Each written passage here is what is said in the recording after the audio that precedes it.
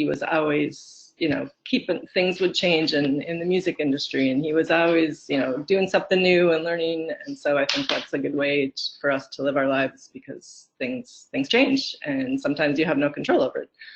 So again, thanks to Jamie and Caitlin and everyone else here at the library for letting me do this, the first ever virtual book event during a pandemic. Let's hope that there aren't future pandemics, but I'm happy to talk to you today. It's been a really challenging time. I hope you're all staying healthy and safe. One of the things that gives me comfort during this time is looking back at the research I did and looking back at the lives my great-grandparents led, being born after the Civil War, living through World War II and all the things that happened between those times, and taking some comfort in seeing how people in the past, our ancestors, got through tough times. And one of the things that they did, it was through community, it was through helping out your neighbors at the local level, being active, and also through the arts. Music, you know, sustains us in so many ways. And so I'll talk maybe a little bit about that into the program. But thank you again for being here. I know there's other things you could be doing, and I appreciate it. Just to explain a little bit what's going to happen here, I'm going to read 3 different excerpts from my book. If you don't have a copy of the book, it is available here at the library in Northfield. I'm very, very happy to have it here in the library. There's something really special about being able to go. I mean, as a little kid, I had these, you know, I loved the library in Alexandria. I would go there. My mom would take me there. I'd go there all the time. I had a library card. I would check out armfuls of books. And the thought that one day I might write a book that would be in the library is, you know, has come true. It's really an amazing thing. So if your local library doesn't have it, you can request it. There's other libraries in the state that have it. There's also available at many independent bookstores. So anyway, I'm going to read a couple excerpts from the book, and then in between, I'm going to talk a little bit about things relating to the book. And then I really do hope that if you have questions, send them in the chat or write them down and ask me at the end. So I'd love to hear your thoughts, or just, you know, things that you think about in terms of the things that come up in the reading. So I always feel like the best way to start, not knowing all of you, whether you've read it or not, or what you know about the book, to start at the beginning. So I'm going to read from the beginning of chapter 1, which is called Origins. It all began during a family birthday party in October 2006 for my youngest child, Elias. He had turned 6, and we gathered in the living room of our 1920s bungalow-style home in Northfield, Minnesota, to celebrate with ice cream and homemade angel food cake. I finished my cake and was half listening to my dad and half keeping an eye on the boisterous activities of my 3 kids and their cousins, when Dad's turn of phrase jolted me to attention. My dad was a music man for a time. He organized bands for Holton, the instrument company, Dad said. He sat across the room from me with his back to the fireplace. He was talking to my husband's middle sister, Beth.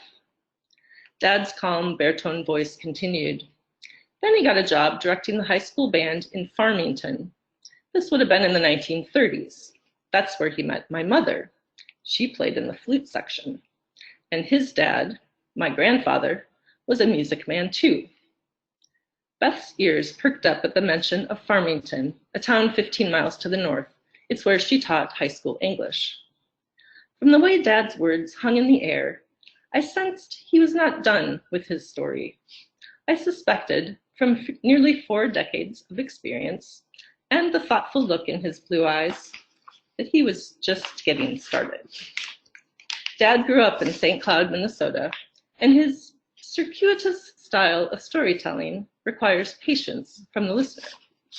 I'm not sure if it's a Swedish Lutheran trait, a geographical influence, or simply a dad thing, but he'll refer to people or places he assumes you are familiar with, like the supper club in Ferreda, and 10 minutes later, he'll make a joke that assumes you retained knowledge you may not have possessed in the first place.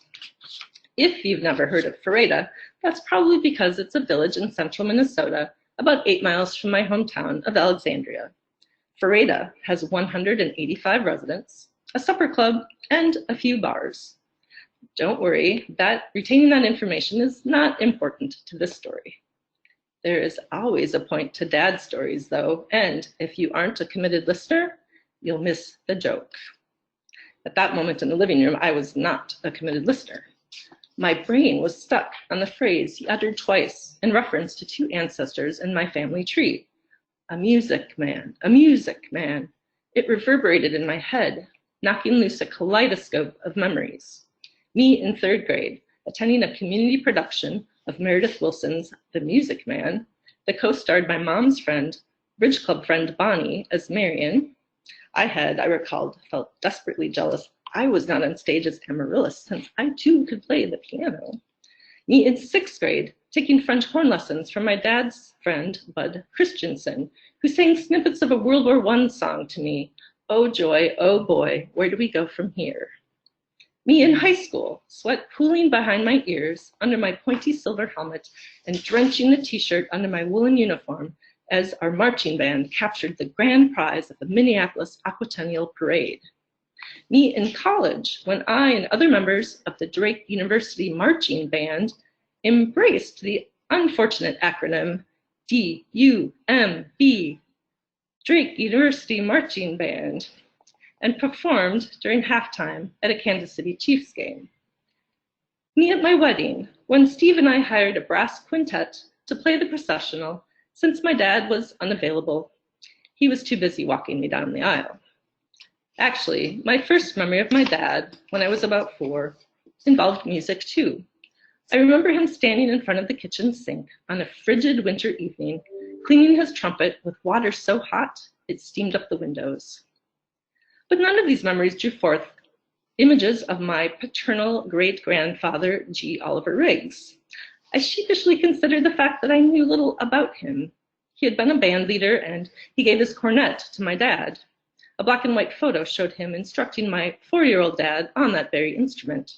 G. Oliver died a few years after the photo was taken. I knew more about my dad's dad, although I had no memories of time spent with him either. My grandfather, Ronald, taught political science and died of a heart attack 2 months before my first birthday. His name often came up when Dad told stories about growing up in St. Cloud. Ronald had once directed bands too, but the details of his career remained fuzzy in my head. As for my paternal great-grandmother, I knew almost nothing, except that she played the piano and had an unusual first name, Eiley. I looked at Dad, who was no longer the tow-headed kid of that old picture or the dark-haired young father of my early memory, but a silver-haired, 67-year-old grandfather. He had progressed with his story. He was telling Beth about the latest musical adventure of his, playing in the St. Cloud Municipal Band that G. Oliver had directed for 20 years. The band still gave concerts at Barden Park in Dad's old neighborhood. It had been on my bucket list to play in the band, so I asked some of the players I knew how I could do that. They said, "Come on a Monday, and you can play on a Thursday," Dad said. I'd only intended to play one concert, but he paused for effect. I've been in the band for several months now. This was the punchline. Beth laughed. Dad laughed too. As I joined in the laughter, an insatiable journalistic curiosity bubbled to the surface of my thoughts. I wanted to learn more about the lives of my musical ancestors. I wanted to whip out a notebook and pen and pepper my dad with questions. What did it mean to be a music man back in the day? Was it like the portrayal in Meredith Willson's famous musical? What had G. Oliver been like as a director? What did the G stand for anyway? But I had to attend to other details first, like refilling coffee cups and clearing plates. So it wasn't until an hour later, as my parents prepared to leave, that I revived the topic. Dad, I'd really like to learn more about G. Oliver. Do you have any files at home about him and his career? Unlike my mom, who preferred to travel light through life, collecting friends instead of possessions, my dad was a pack rat, a sentimental collector of memories. The double garage of their townhouse held boxes of his papers and mementos, much of it related to his 40-year career as a high school social studies teacher. So it didn't surprise me when he cracked a smile and said, "Sure I do. My dad saved a lot of things from those years. It was always his intention to do something with it all, but he never got around to it. Having joined the St. Cloud Band, Dad was now helping it update the history section of its website with highlights from Gioliver's career. The band still mentioned Gioliver in its concert programs, and it still had a few members who had played for him. Dad also planned to make a scrapbook about the Gioliver years for the band's 120th anniversary concert in the spring.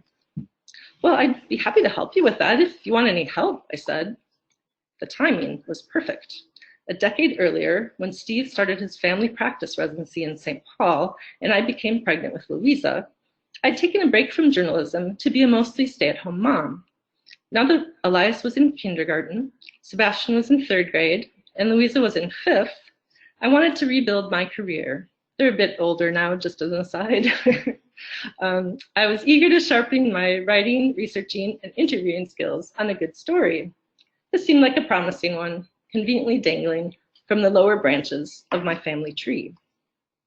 2 days later, I found a story from 2003 about the St. Cloud Municipal Band's uncertain financial future. The online St. Cloud Times article explained that the city had funded the band for years. The band received $40,000 a year to pay for a conductor, music, and stipends for band members. But this funding source was in doubt because the legislature and governor planned to drastically cut local government aid. Recreation programs, in St. Cloud's case the band, were likely targets. The cuts had affected cities statewide, and additional cuts were made after 2003. The St. Cloud Band was still performing, however, so the city must have found a way to support it. The article contained other facts. The band had existed in various incarnations since the late 1800s. It was composed of about 40 members. Its summer concerts attracted hundreds of people, and it played for civic events like the 4th of July. Halfway through the article, I spotted the slightly incorrect name I'd hoped to find. In 1923, under the direction of C. Oliver Riggs, the St. Cloud Boys Band was founded at the city's expense. At the height of its membership, the Boys Band had almost 200 members and claimed to be the world's largest band. Wow, world's largest. Hard to verify. It sounded like an exaggeration to me, but impressive nonetheless.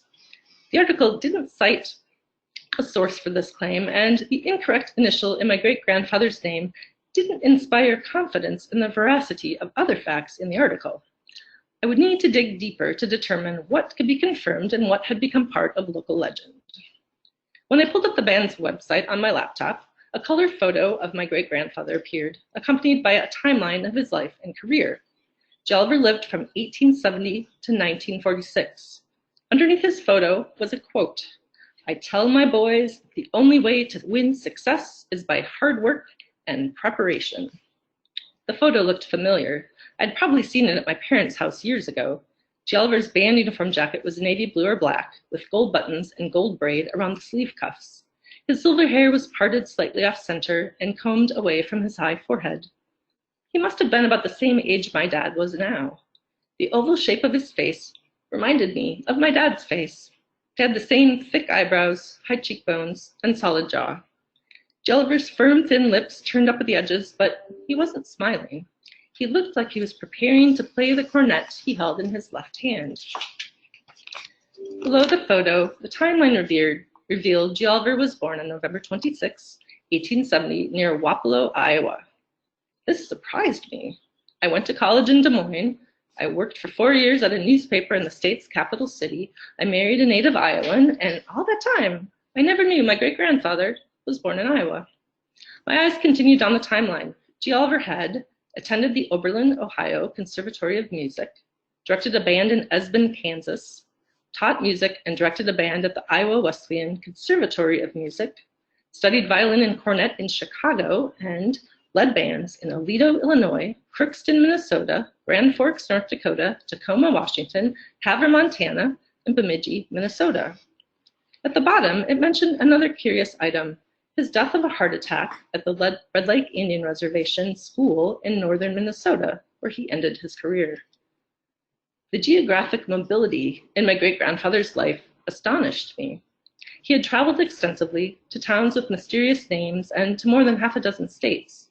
Even though I knew he had been a music man, which implied time spent on the road as a salesman, I pictured him living only in St. Cloud, stuck like a pin in a map.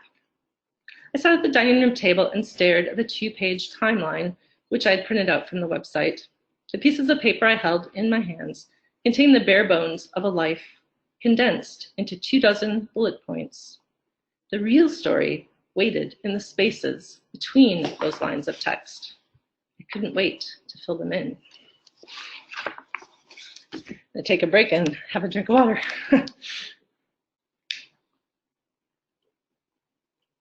Okay, so that's kind of how it started. Just gonna help my dad with a little research project, you know, and as a journalist, I love doing research. And so as I got into examining these files that my dad brought to my house later, and a couple weeks later, and discovered we had photos and concert programs. And I initially was focused on St. Cloud, trying to understand, since he was there for the longest period of time, but I was also really curious about what he'd done before St. Cloud, and discovered he'd done so many things before St. Cloud. And so I just kept going, researching, just because I was so interested. As you can hear from the beginning chapter, I grew up in a musical family, but I really took it for granted. I didn't know that schools didn't always have music programs, which, makes sense, but I never thought about it.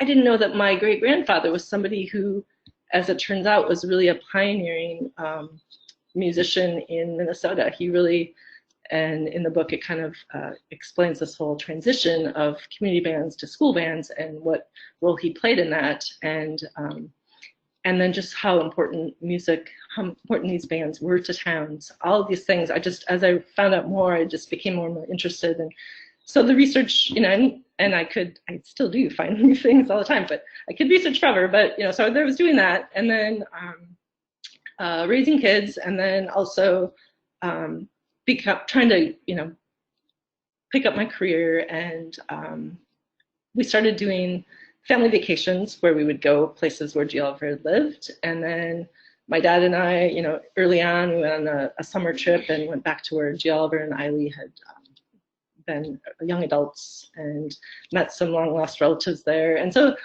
for a while I was trying to figure out, this is a story. I know this is a story. It's many stories. I feel like it could be a book, but I don't know what kind of book. And so for a long time I kind of struggled with that. And I was taking writing classes. And I know some people I can see who are on the call are writing friends of mine. We study with Kate Hopper, who is an amazing teacher, writing coach, author herself, who lives in Minneapolis. Kate, I started, writing more in some of her classes, and at some point felt like my training as a journalist, I'm not the story. Other people are way more interesting. But as I got more and more into the story of what my great-grandparents had been doing, when I would tell people about it, they were more interested. I mean, they're like, yeah, that's cool. That's cool, this band history, but I'm interested in the connections, why you're so interested in the connections you make to your great-grandparents. And so at some point, I took Kate's advice, which I should always do, and yes, you're right. I am part of the story. That is part of the story. And so I, at some point, decided, okay, there's two tracks to the story. There's my great-grandfather and great-grandmother kind of telling what their story and what they did in their lives, and then telling my story, finding out about them. And part of it was because some of these men I met who were at the time still alive, who had played for G. Oliver, I felt like I couldn't tell their stories without me being part of the story, and I really wanted to tell their stories. So so that's a little bit of a history of how it came to be in the format it is. The other thing I could say is I looked at other books and structure. I read a lot of nonfiction. I also read a lot of fiction. And so I don't know if any of you read Eric Larson, Devil in White City.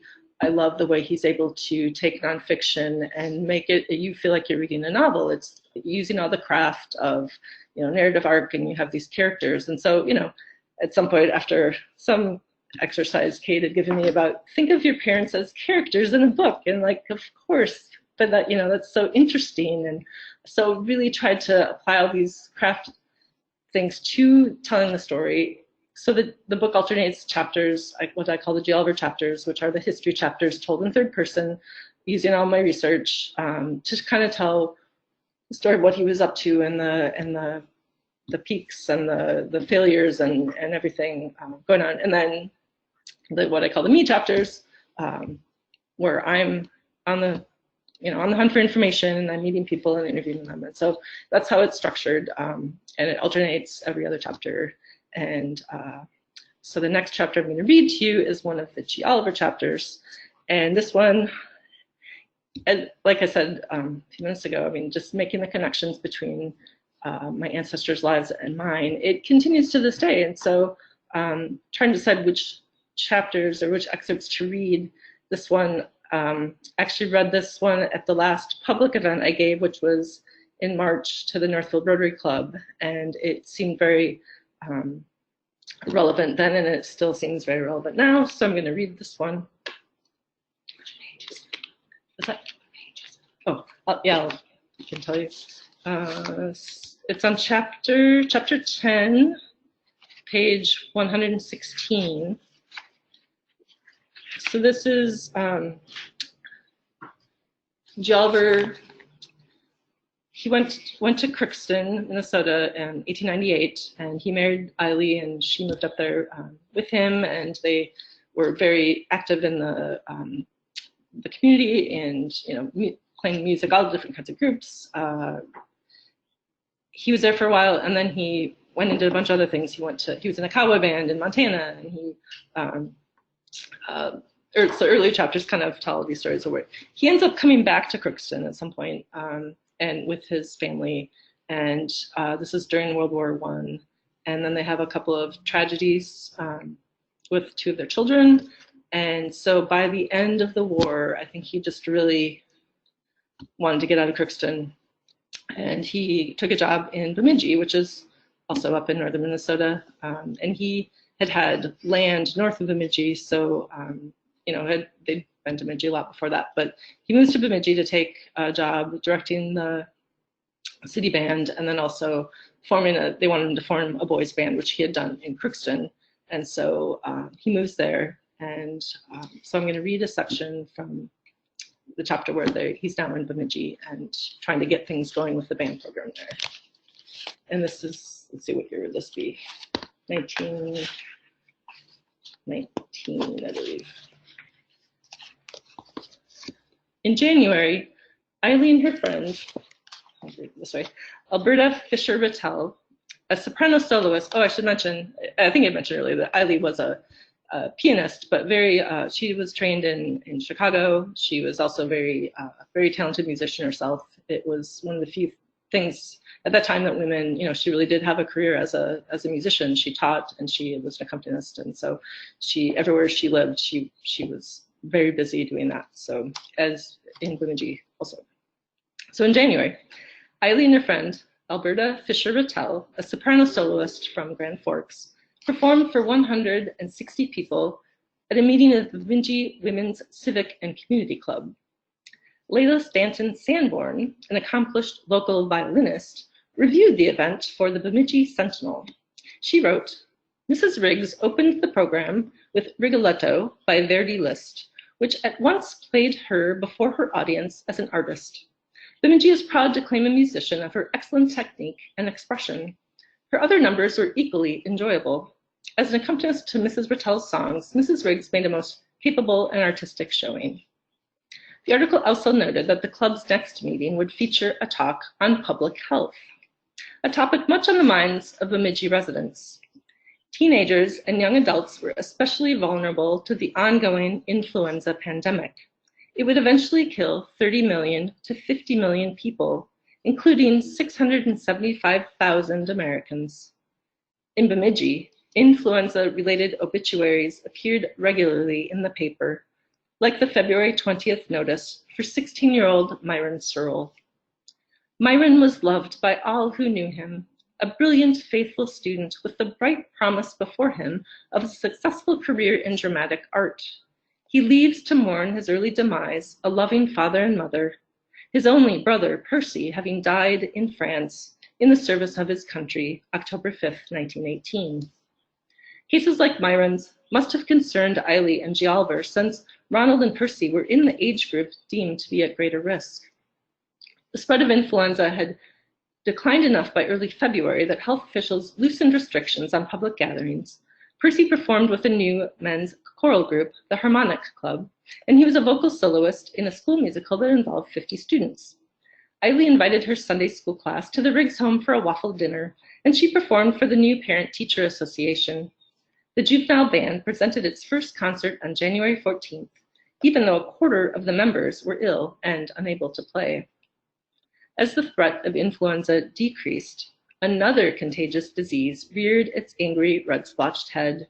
It presented a greater threat to G. Oliver's band and inspirations than red sympathizers and clashing egos. It was measles. Bemidji's health officer announced on February 25th that the city was imposing new restrictions due to the growing measles epidemic. Dances, private parties, Sunday schools, and prayer meetings were prohibited. Church services could continue if ushers provided adequate space between parishioners.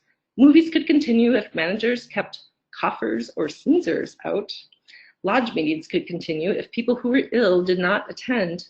And school could continue as long as the nurse received assistance in monitoring students for symptoms. By the end of 1920, 469,924 measles cases were reported throughout the United States, and more than 7,000 patients died.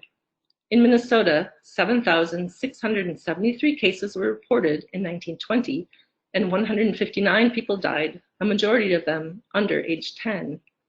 A measles vaccine would not be licensed in the United States until 1963.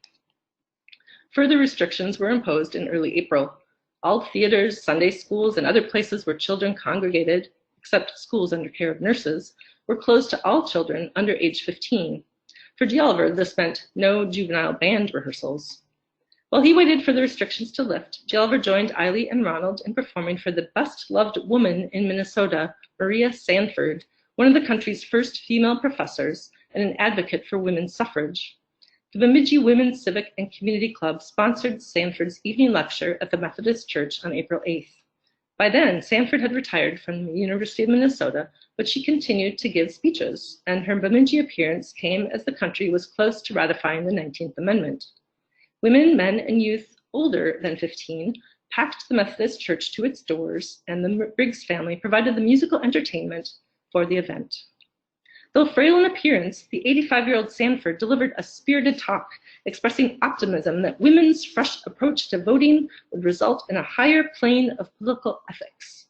She advocated electing the most capable men from either party instead of those promoted by political fixers, and she predicted that women's interest in politics would not be confined to school matters, children's welfare, etc., as many believe. She will survey the whole structure and set about to remedy the most urgent defects first. 2 weeks later, Sanford died in her sleep in Washington, D.C. Stunned students and faculty at the Bemidji Teachers College voted to name the new women's building after her. When measles cases subsided, G. Oliver resumed juvenile band rehearsals and tried to make up for lost time. The boys gave their first public performance on Memorial Day, joining the Bemidji Union Band in a parade, and the boys were outfitted with uniforms in time for an abundance of summer performances. After school resumed in the fall, the juvenile band performed at 2 fairs, the Red Lake Indian Fair and the Beltrami County Fair. The Red Lake Indian Fair was a 3-day event designed to exhibit Indian products made by tribal members on the reservation. Activities included a baseball game between Red Lake and Bemidji teams, a lacrosse exhibition, and displays of Indian beadwork and handicrafts. The juvenile band also led a parade from downtown Bemidji to the fairgrounds to celebrate the opening of the Bemidji County Fair. The band performed between sporting events, which included running races for boys and girls and a tug-of-war between farmers and merchants, and it provided music as children formed a human flag at the grandstand. Bemidji residents turned their attention in November to the contest between Republican Warren G. Harding and Democrat James M. Cox. The 19th Amendment had been ratified in August, and perhaps inspired by the late Maria Sanford, Bemidji women turned out to vote in their first presidential election, including 81-year-old Lydia Ward, who would not miss her chance if she could help it, especially after waiting so many years to aid her party. The newspaper did not interview Eiley, who at age 44 was finally able to vote. Harding had urged a return to normalcy following the war, and he won in a landslide.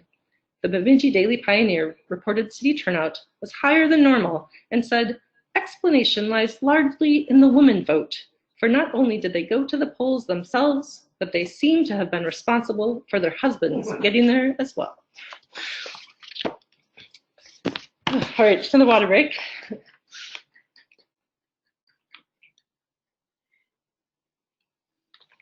So, I don't know, for some reason that kind of resonated with me. Coffers, the Sneezers, and I'm sure some of you have been reading more about that time in our history too, and there have been some, Kurt Brown, if you're familiar with his book about Minnesota, 1918, an excellent book, and there are a lot of things going on in Minnesota that year. So, what else do I say? Okay. So as that chapter kind of illustrates, music was one of the things that kept people going and kept communities together, and this was true in Bemidji. It also became very true in St. Cloud. And so one of the disappointments I know for many people is the Minnesota State Fair has announced we will not be having a state fair this year. G. Oliver, he performed in many different state fairs, the Montana State Fair, the North Dakota State Fair, and the Minnesota State Fair, and also the Iowa State Fair. Minnesota State Fair in 1922, his Bemidji Boys Band, which in this chapter he's working to build up, they become this really amazing band, and the boys, most of them had not had any musical training, and G. Oliver, as he did, trained all of them, and then not only taught them how to play, but had to, had 200 boys in a band and had to keep order, which is why he was, a martinet. But Bemidji Boys Band gets invited to the Minnesota State Fair in 1922, and they go, and it's a big deal for these boys because most of them had never been out of the county, and they go to Minneapolis and St. Paul, and they are just treated royally. They get have a really wonderful time. At this time, it seems kind of funny now, but bands were really a big deal for cities, and so kind of like sports stadiums are now, and professional sports teams. At that time, if you were an up-and-coming city, you wanted to have a good band that showed that you were, you could host conventions. It was just, it was important. And so when the Bemidji Boys Band played at the state fair and got all this recognition, the businessmen in St. Cloud noticed, and their band, they'd had a band for many years in St. Cloud, but it had kind of fallen apart, I think, after World War I. And so they said, we want a band. We want a band that's bigger than the Bemidji Band. And so they ended up recruiting G. Oliver to come to St. Cloud. And so that's how he came there in 1923. And for 2 years, he really built up a program. But as I discovered, my dad didn't know anything about this. My family, we didn't know this. But he was there for 2 years, and then he got in a big fight with the band committee, kind of over ego and who was in charge. And so he left, and he resigned without having a job. And that's when he ended up working for Kahn Instrument Company and went around forming kind of the Music Man, Harold Hill, forming bands in the Midwest and selling them instruments. And then he also at this time was advocating for something called the Minnesota Band Tax, which his good friend George Landers was an Iowa band leader who was known as the father of the Iowa band law. Mentioned his career changed over the years. The way bands funded changed, and so at George Landers, he had this idea that bands were a civic good, that they should be funded like the police department and that kind of thing, and so fire departments.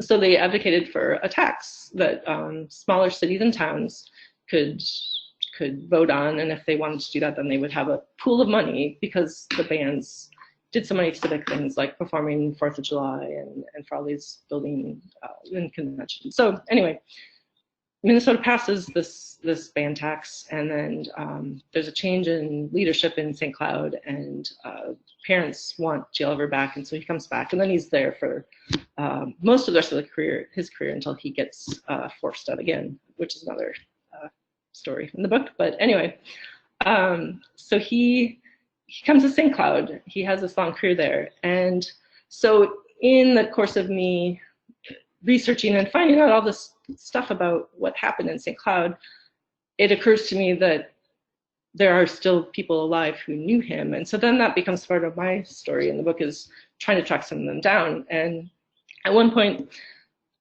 I discovered that there's a guy who I could have interviewed if I'd thought about it, if I'd found him in time, and then he died by the time I realized that. And he, a guy named Herb Streitz, who was the band director in Musica for many, many years.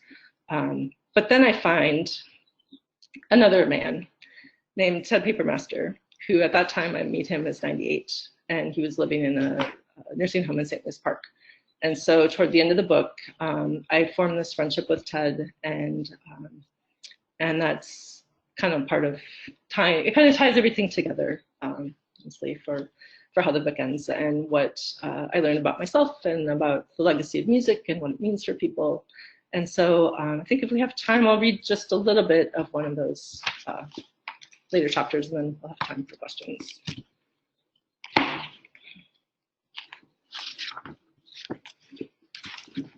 So this is chapter 25.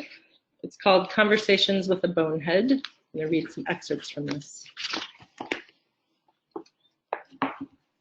1 week after my phone conversation with Theodore Papermaster, I drive to his nursing home in St. Louis Park, or drove. It was the day before Thanksgiving, 2012. Big fluffy flakes of snow landed on the windshield as I backed out of my driveway, but I was undeterred. It would take more than a blizzard to keep me from the interview.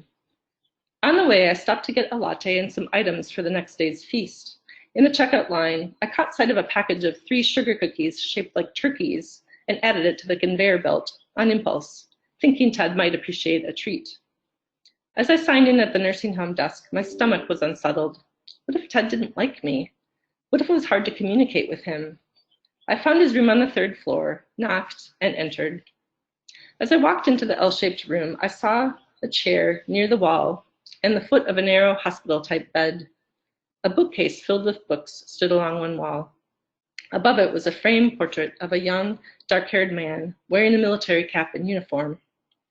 A much older man with white hair, the same facial structure, and clouded green eyes sat on the bed, dressed in comfortable trousers and a zipped-up sweatshirt. He greeted me warmly. "Are you Joy? I've been waiting for you." "It's so wonderful to meet you, Ted," I responded. We both cried tears of happiness. I offered him the cookies, but he politely refused, saying he kept kosher. "Oh," I said, momentarily flummoxed as I set them aside.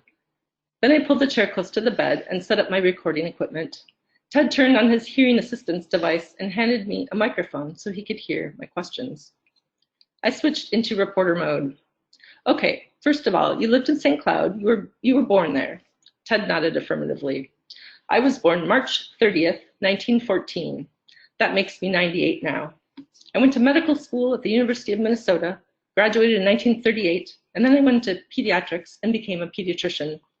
However, World War II came as I was starting my 3rd year of residency. I applied for a commission before we got into the war, and they said, 'You've got to go home and wait for the paperwork. It takes a long time for the Army and the government to do things.' So then I started my 3rd year of a pediatric residency, and of course the war came along, December 7th of 1941. I got a telegram finally from the Adjutant General saying," he pointed at the wall, "There's my picture." I glanced at the photo again. "Oh, wow. 1 First Lieutenant Papermaster, report to Gowan Field, Boise, Idaho, for the Army. They put me in the Air Force. Ultimately, they sent me to flight surgeon school. I went to North Dakota with the B-17 group, was with them a year. They transferred me to a P-38 group, a fighter group. I was with them for 2 years. I was no expert on the North Africa campaign. Sebastian could fill me in later. But I knew Ted easily could have been among the more than 416,000 U.S. servicemen and women who died in the war. Instead, we were sitting together in the relative safety of a suburban nursing home. There's an old saying, there are 3 ways to do things: the right way, the wrong way, and the Army's way, Ted said. I say it about this institution, the Shalom Home. I smiled at his punchline. Ted's style of storytelling resembled my dad's. Ted said his parents moved to St. Cloud in 1912. His father, Bert, encouraged Ted to join the boys' band, and Ted chose to play clarinet because that's what his father played in the adult municipal band. G. Oliver had the best 8 clarinet players in the front row, and I was number 5, he said. That seemed like my cue to take out a photo I'd brought. I had a printing shop create the 5-foot-long laminated copy of the 1925 boys' band photo so Ted could more easily see the faces. He peered at it. Harry Atwood, Red Schofield, Stripes, Strobel. He pointed to his 11-year-old self. This is me, Ted Papermaster. This is a friend of mine, another Jewish boy, Sidney Kaufman. This boy, I know him, I can't remember the name. This guy, I'm not quite sure I remember. Opitz? Seeing Eddie Schuster, a cornetist who'd had a St. Bernard, reminded him of a story about Eiley. I never knew her first name. We always called her Mrs. Riggs, Ted said. She was a very wonderful, sweet lady and a very fine performer and a very fine teacher. We got along fine. I took lessons until I was about a junior in high school. He paused for a second, retrieving a memory. She was going to have a recital of all her regular students. One of the numbers was a trio. Sidney Kaufman was the bass, I was in the middle, and on the upper register was Jay Redding, who played trombone in the band. We 3 played a trio on one piano, 6 hands. We went over to her house. We were practicing, and she had a beautiful dog. It was a collie, a gorgeous dog. He was sitting there on the floor. There was no rug. What kind of dog? He interrupted. Images of Riggs' family photos flashed into my head. The children with a collie named Prince and a collie pup named Laddie. Was Ted talking about Laddie? As if it wasn't remarkable enough that he knew my great-grandparents, my grandfather, and my great-uncle, Ted also apparently knew one of their pets. A collie, Ted confirmed. We were playing away on this trio. I can't tell you the name of it. Da da da da da da da da da da. He sang a few bars. Anyway, the dog started to urinate on the floor. We 3 teenagers were listening to that, and we broke out into uncontrollable laughter. When it was over, Redding made a poem. There we sat in silent bliss, listening to the rippling piss. He laughed heartily. I laughed too. It was not the kind of story I expected him to tell. It was embarrassing for Mrs. Riggs. She had to get up and clean it up. It's strange how these things come back to you. I searched through a folder of materials and handed him an article about a 1924 piano recital. It listed Ted, Sidney, and Jay, but not as a trio. That must have been a different recital. I also showed him a list of the 1923 boys' band members, which led to another story. One time, the band was playing at the dedication of the St. Cloud Hospital, and a big storm came up. One tree was falling over, and this fellow, Joe Tassari, who's a big fellow, he later became about 6'2" or 6'3". He saw that this guy here, Vern Cotton, Ted said, pointing to the photo, a little kid who played drums, was running around, and Joe threw him on the ground and covered him with his own body so that the tree would fall on Joe instead of the kid. It was an amazing act of personal bravery and danger, and I don't think anybody knows about that. When I asked him what G. Oliver was like, Ted described him as a strict disciplinarian and a good musician. So I think I'm going to skip ahead to a little bit later. Keep you in suspense. You have to read that part if you haven't already read it. I'm going to skip ahead to my next visit with Ted because I wanted to get this off it in. So I got to know him over a period of about 2 years, and so I went, had several visits with him and recorded them all. And so I still have his words because unfortunately Ted is not with us anymore. But he's such a character. I still feel like he's with me. So when I returned to the Shalom home on December 27th, Ted eagerly launched into show and tell. First, he handed me a black and white photo taken outside his family's St. Cloud home. Ted held a clarinet. I'm on page 270. His brother Ralph held a saxophone, and both boys wore band uniforms. They were not Steinmetz era uniforms, or something else. The military style caps were non-floppy. What color were the uniforms, I asked. Medium blue with a red stripe down the leg. They were beautiful uniforms, and they made a great impression. It was wonderful to see 150 guys marching down the street. It was so impressive, Ted said. I loved the band. I didn't realize at the time what effect it would have. The second item was a typewritten letter from 1941 addressed to the Adjutant General of the U.S. Army. Dear Sir, I have known Theodore Papermaster since April 1923. I've known his father since 1909 and his mother a great many years, and can truthfully say that I know of no family that I would place on a higher level. I also knew his grandfather, who was a rabbi, and I certainly never knew a finer man. I am called on to give recommendations to young men very often on account, I presume, of the fact that I have worked among boys and men for over 50 years. Some young men do not receive as good recommendation as Theodore Papermaster is entitled to. I consider him one of the finest young men I have ever known, in every respect. Yours truly, G. Oliver Biggs. My first reaction was, wow, sincere, glowing praise from G. Oliver. Then my brain fixated on the year 1909. According to this, G. Oliver and Bert met 14 years before G. Oliver moved to St. Cloud. Was that possible? And how did G. Oliver know Ted's grandfather? It's another mystery that I solve in the book, which I will leave you hanging there. Because we're at about 10 minutes to 2, and I want to make sure that there's time for questions, if anyone has any questions.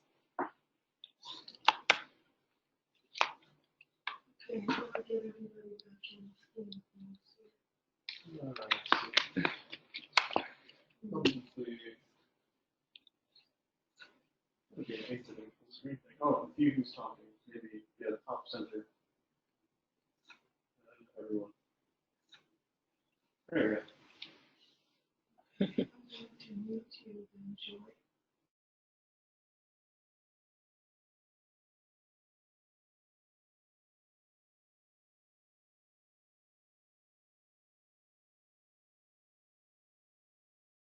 Joy. It's Myrna. I put a little, you've read this before, the part about the people in the front row playing clarinet. And I made a little, I'm gonna see if I can find this out. Because I think our band teacher in middle school was a Mr. Strobel, because you mentioned the Strobel. And I did a little quick internet search, and I find there's other Strobels who are teaching now. So I wonder about that. And I also, the part that you read about, always that part of the one boy who covers up the other boy. And then I just love that, because then how you found out later that you met the person who didn't know that family story. I don't know if people want to hear that, but anyway, that is all. When I went to I think you already knew. When I went to St. Cloud and did a talk at the Student History Museum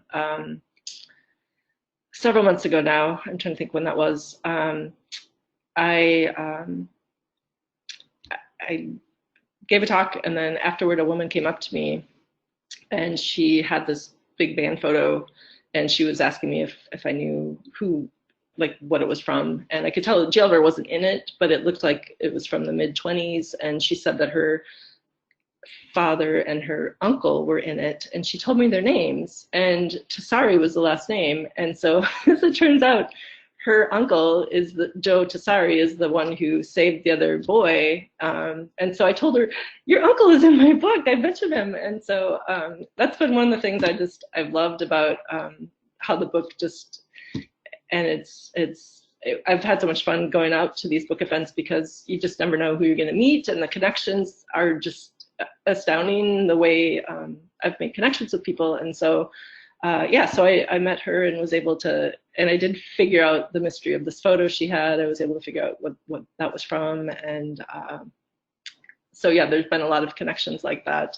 I did a talk at the Kildall Park Point here in Northfield as part of the Elder Collegium panel on nonfiction writing, and I mentioned Ted's name in the talk just kind of as an aside, and then afterward someone came up to me, and turns out he's really good friends with Ted's daughter, and knew Ted, and so it's amazing to me how we're all so connected in ways that we may not even know. And this kind of goes with this whole thing in my book where I would feel like I discovered that G. Oliver, his dad for a while owned a hardware store in Joy, Illinois. And my parents did not name me Joy because of that, but it's just another weird connection or coincidence, like interesting. Let's go to comments here from Heidi Bishop. Oh, Heidi, you have a question. Heidi Parton. Question is, I mentioned consulting with Sebastian about historical context. She wants to know, Sebastian, whether he was involved at all in helping me refine my thinking on my research. One of the interesting things is, raising my kids during this time when I was doing all this research, and I don't know, I'd be interested to, maybe I'll talk to them later after this is over, the boys, about their thoughts now. But, we would go on these trips, and I think, when you're a kid, you're like, I guess this is what we do now. We take our cardboard cutout of our great-grandfather around and great-great-grandfather, and this is normal, right? I don't know what they think about it. But I think there's a chapter where we go visit Shiloh and Vicksburg, where G. Oliver's father Jasper fought, and then G. Oliver goes down there with a band in 1906. And I worked for a year in Natchez, which is close to Vicksburg, and visited the memorial park there, not knowing that my great-great-grandfather had fought there. And so that was another weird connection. So we went as a family, once I found that out in the research, like, well, we got to go back now because Jasper's name is in the Illinois Memorial. Wanted to go see that and take the kids. And so it was interesting because poor Elias was, pretty little at that point. And now he's very interested in history, but at the time he was not so interested in that aspect of it. But Sebastian is a history major. He's graduating in another week and a half or so from college. And so I think history has, I don't know if all our trips had influence on that, or if that's just what he would have been anyway. But I don't think I necessarily, I think there were things that would come up, and I'd probably checked in with Sebastian and asked him what he knew about, Civil War things, and because he's always been really interested in also Romans, which didn't really come up in my my book. But let's see, there's some other questions here. There's a good question. How long did it take to write the book, from that first story from my dad to holding the physical book? So Elias turned 6 in 2006. So that's really when I consider it started. And you will be, the book came out July, officially came out July of this last year.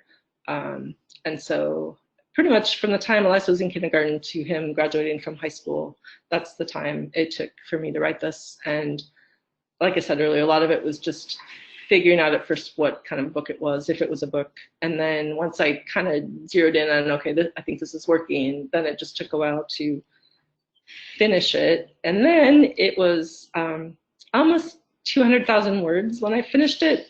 And I knew that wasn't going to work. And so I cut it essentially in half, in terms of word count, which sounds kind of rough, but as a background, as a newspaper reporter, I'm used to writing tight, having to edit things down.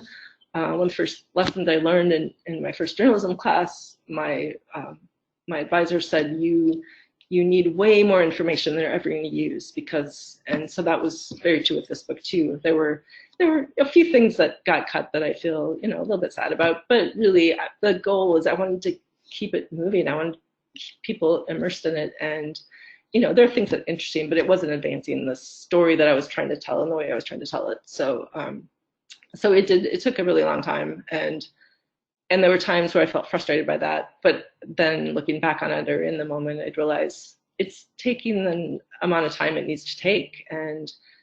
And then there were things that came up toward the end that I found out about that were important. Like I got a second cousin who I met through this whole research process. She sent me an an essay that Percy is Jelliver's second child, my great uncle, so the younger brother of my grandfather, who's also band director, and she sent me an essay she'd found that he had written, and it was about Gialliver, and it was amazing because it kind of confirmed for me the suspicion I had about Gialliver that I kind of mentioned toward the end of the book, where I think he really kind of wondered, I think he wanted to be a soloist, a cornet, violin, so he wanted to be, kind of a famous soloist, and at some point he decided that didn't happen for him, but I think he had some regrets about that. And so this essay kind of addresses that, and also had some information about him as a young boy,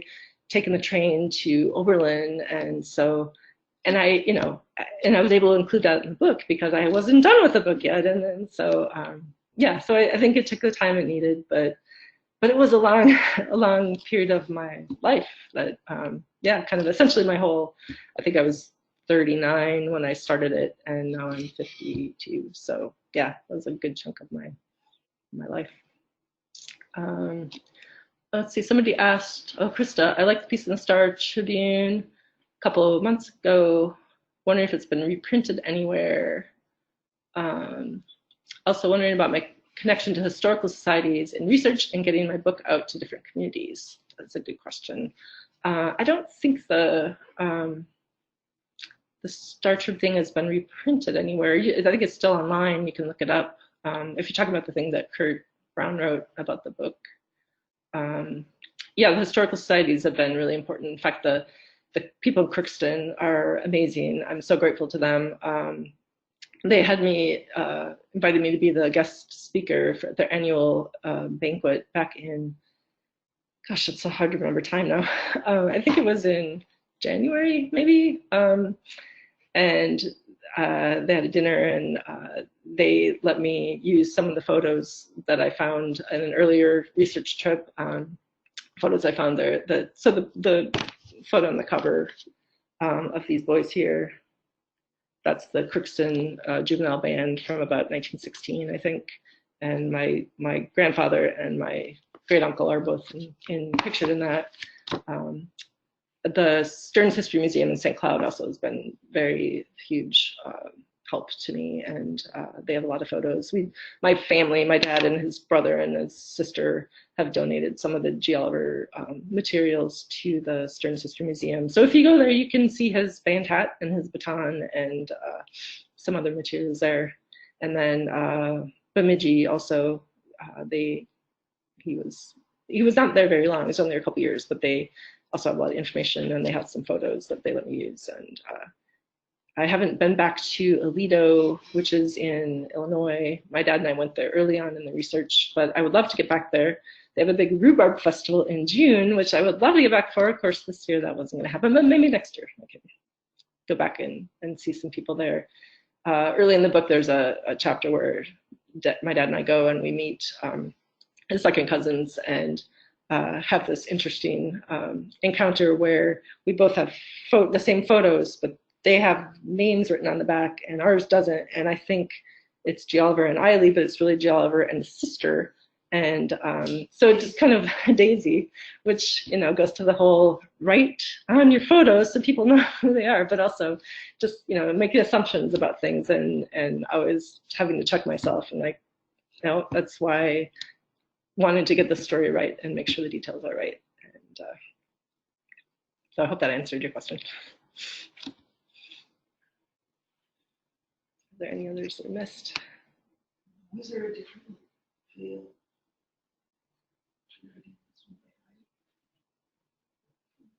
I think I answered them. Did you have any questions, Jamie? Oh, I have a lot of questions. I don't know how you want to answer them all. Sure. I mean, I'll take. So maybe I missed this, but did he meet Susan?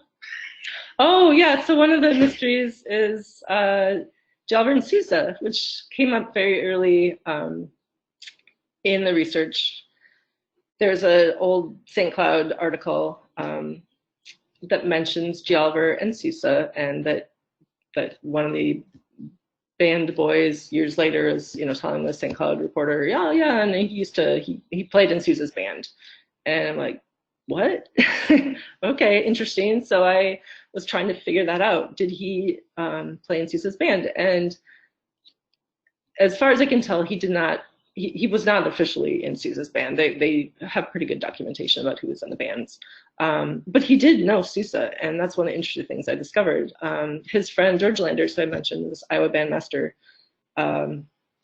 They met up after J. Oliver had gone to school in Oberlin and was back in the Midwest. Somehow, I don't quite know how he met George Landers, but he did in Iowa, I think. And Landers knew Sousa very well, and Sousa came to Crookston twice with his band. The first time was in 1899, and then the second time was maybe 1902 when J. Oliver was directing the band there. And I talked to I think my dad maybe talked to somebody at the Sousa archives in Illinois who told us that often local musicians would sit in with the band if they needed additional instrumentation. So it's possible that he played with Sousa's band. I don't know. The other thought is that one of the St. Cloud boys, as in, you know, he was a boy when he joined the band. By the time he was an adult, was in a band during World War II out in California, and he supposedly talked to Herbert Clark, who's a well-known cornetist who had played with Sousa, and Clark had told this St. Cloud man that J. Oliver had played with Sousa. So it's one of those things that, you know, I was really, in the beginning, thought that was really important to try to figure the answer out. And then as I got into all the other research and talking to all these people, I realized that that's really not the story. I mean, it would have been great to find out, but it wasn't important. What was important was this legacy that J. Oliver left, and that these men that he trained and who went on to either be career musicians or went on to teach music, or one of my favorites, Francis, the guy I meet, who just told me about how J. Oliver helped him be a better man, taught him how to use proper hygiene and, you know, be on time for things, and, you know, the discipline of caring about what you're doing and being part of a group. And so, yeah, but if anyone finds a photo of J. Oliver and Sousa in the basement or the attic, I want to see it. Let me know. I'm still waiting. I mean, I'm not giving up. We can talk later. Yeah, we can talk later. Any other questions? No? Okay. If you have questions you think of later, feel free to email me, writerjoyriggs@gmail.com. I have a website, joyriggs.com. You can contact me through that. And some of you, I know many of you, so you know where to find me. But yeah, if you have questions about the writing process or research, as you can tell, I'm pretty excited about research, and I don't really, I don't think I always appreciate all that I've learned as I've done all this research, and that I kind of take for granted now. And so if if you're doing any research on an ancestor or some topic and you want some suggestions, I'd be happy to tell you things that I've learned, because it's it's a lot of fun, but it can take a lot of time, and it's nice to have some shortcuts sometimes.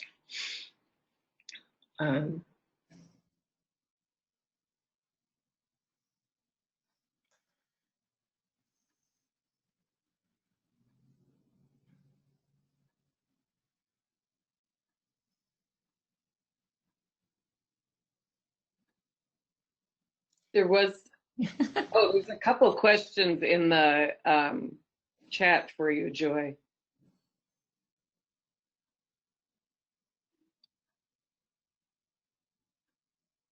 Lisa wonders, is an Audible book in the future?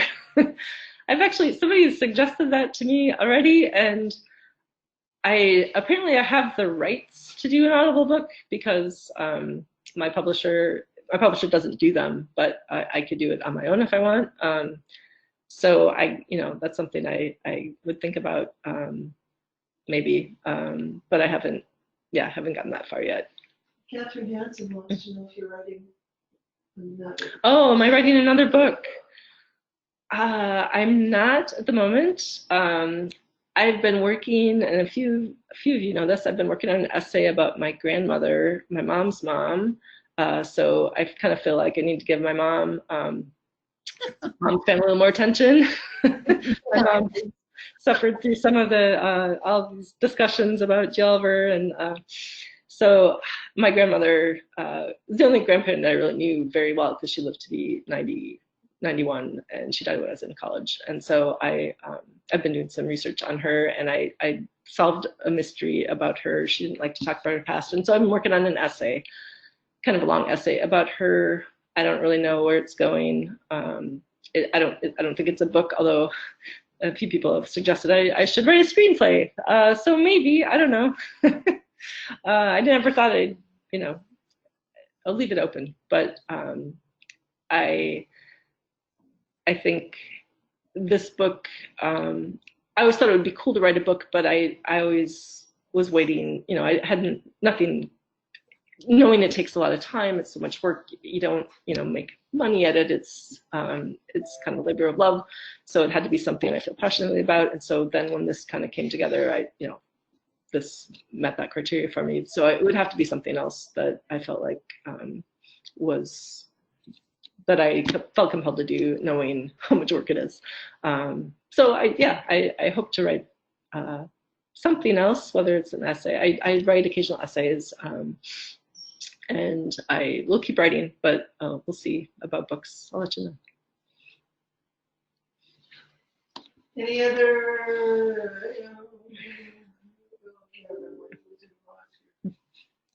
Thank you, Joy. Thank you. Thank you, Lois. Thank you. Thank all of you. I really appreciate you taking time out of your day to listen to me. And it really means a lot. Thanks, Joy. Take care, everybody. Bye. Bye. Goodbye. Bye.